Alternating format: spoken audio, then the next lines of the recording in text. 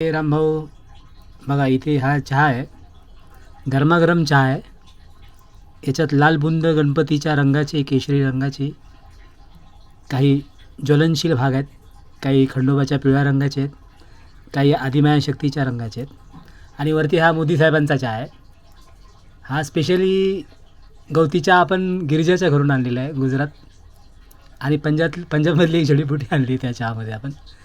तर की हा चहा म्हणजे आईसाहेबांना म्हणजे चायपत्तीच्या रूपाने आवडत असतो. साखर ही शंकराच्या रूपात असते, पाणी हे विष्णूच्या रूपात असतं आणि हा धगधगता ज्वाला म्हणजे गणपतीचं स्वरूप आहे.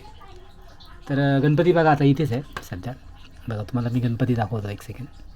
हे बघा, इथे आपल्या घरामध्ये हा विष्णू अंश गणपती बासरी वाजवत असतो.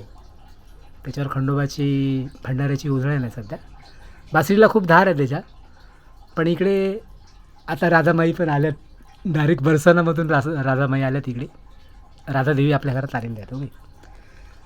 पण तुम्हाला मी राजकारणातली उलथापालथ सांगतो. आता बघा, मी एवढी तपस्या केली की माझ्या शरीरातून तापमानाची झोतच्या झोत गणपती रायासारखे बाहेर पडत आहेत. ओके, प्रचंड तपस्या करून आलो मी. 8 दिवस तर मी साधना सोडलीच नव्हती. तुम्हाला शंकराच्या मंदिरातले व्हिडिओ पण पाठवले. RSSचं मंदिर आहे ते. प्रभू रामचंद्र वनवासात आलेलं मंदिर आहे ते. प्रभू रामचंद्र, आणि तुम्हाला धनुष्यबाणाचा भात्या पण पाठवला मी. आपण मुंबईकडे निघालो होतो त्यावेळेस लक्ष्मण रूपाने अहिरावण आणि महिरावणाला मारण्यासाठी. सत्ययुगातील गोष्ट. आणि कालीमाताच्या तीर्थावरती भयंकर रामाचे आणि अतिशय कौशल्या मातेच्या आंगडाईने लालनपालन झालेल्या दयावंत रामाचे पण चित्र तुम्हाला पाठवले मी. पण राजकारणातली उलथापालथ ही कशी आहे, मला घाणेरडी स्वप्न पडली या महिन्यात. संपूर्ण महिनाभर एकही चांगले स्वप्न पडले नाही. राक्षसांचा उन्माद दिसत आहे. आणि आपल्याला कसं आहे, राजकारणामध्ये जन आदेश यात्रेची फार आवश्यकता आहे सध्या. इंद्रदेव फडणवीसांनी सांगितल्याप्रमाणे निसर्ग पण आपल्या बाजूने आहे सध्या. आईसाहेबांच्या इकडे असा पाऊस पडला आहे गडावर आता, सप्तशृंगी आई म्हणजेच पार्वती, की अख्खी दुकानं ओली चिंब झाली, चालता येत नाही. आईसाहेबांनी आंघोळ केली तिकडे. आजचीच गोष्ट आहे. आणि आपल्याला आता निसर्गाच्या लहरीने, सह्याद्री पर्वताच्या कृपेने मुंबईला पाऊस मिळेल थोड्या दिवसात. निसर्ग हा अतिशय दयाळू आहे. पण राजकारणात जी उलथापालथ झाली त्याच्याविषयी योगी साहेबही नाराज झालेत, मी नाराजच झालेलो आहे.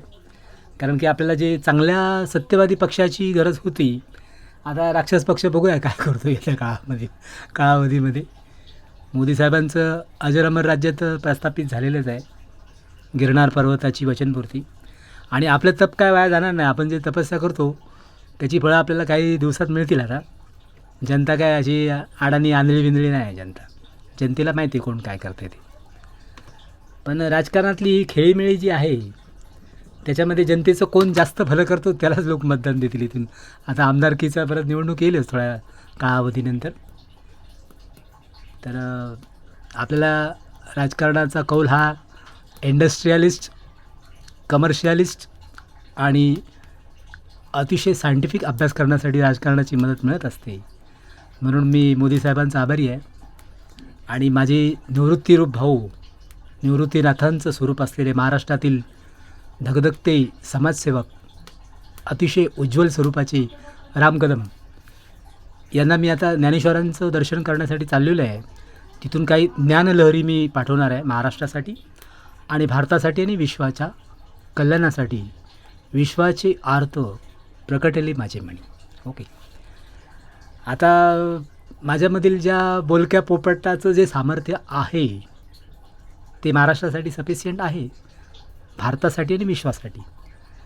पण मी बोलका पोपट न होता मी आता श्रीकृष्णाचं रूप धारण करून राजकारणातील आणखी जलद घडामोडी घडून आणेल थोड्याच कालावधीमध्ये. फक्त मला नवनाथ सांप्रदायिक साईबाबांचा आशीर्वाद, मच्छिंद्रनाथाचा गड पार करावा लागतो, गहिनीनाथ, निवृत्तीनाथ आणि ज्ञानेश्वरांची मदत घ्यावी लागते. तर मी आता जेजुरी गड, त्यानंतर आईसाहेब मेसवाई यांचा तीर्थस्थळ आणि आळंदी आणि देहू इथे चाललो आहे स्पेशल आशीर्वाद मागण्यासाठी. तर जनतेचं भलं करताना अनेक अडचणींचा सामना मोदी साहेबांनी देवेंद्र साहेबांनी केला.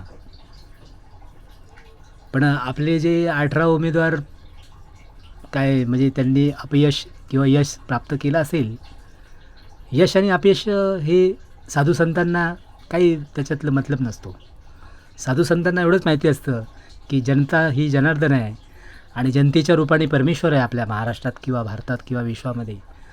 आणि त्या जनतेचा खरा सेवक जाणता राजा शिवाजी महाराज यांना अनुगृहीत धरून आपण महाराष्ट्रामध्येच काय पण पुऱ्या भारतामध्ये एकनाथ शिंदेचं काल भाषण ऐकलं मी. त्यांनी मोदी साहेबांना चांगल्या प्रकारचं समर्थन केलं आहे आणि जोडीला आदरणीय अजित पवार साहेबसुद्धा होते. महाराष्ट्रातले 2 महापुरुष तिकडे होते. तर आम्हाला सन्मान वाटला त्या भाषणाचा. आणि मोदी साहेब हे अतिशय उज्ज्वल क्रांती करतच आहेत. मी चंद्राबाबू नायडूंनाही अभिवादन करतो की त्यांनी आमच्या पार्टीला NDAला साथ दिली. नितेश साहेबांना मी आभार व्यक्त करतो. माझं हिंदी अस्खलित आहे, संस्कृत किंवा गुजरातीसुद्धा, पण मी मराठीतून व्हिडिओ का पाठवतो कारण की मराठी ही मायभूमी, अखल विश्वाची जननी, विश्व माऊली ज्ञानेश्वरांच्या कृपेने चालत असणारं हे राज्य आहे महाराष्ट्र. आणि त्या महाराष्ट्रातील मी एक बोलका पोपट शरद कटारे सायंटिस्ट रूपाने तुम्हाला राजकारणातील सगळी उलतापालत येत्या काळामध्ये आंबेडकर बाबांचं लेखन तुम्हाला मी पाठवेल ही ग्वाही. जय शिवशंकर. मोदी साहेबांचा चहा अजरामर हो. जय भोलेनाथ.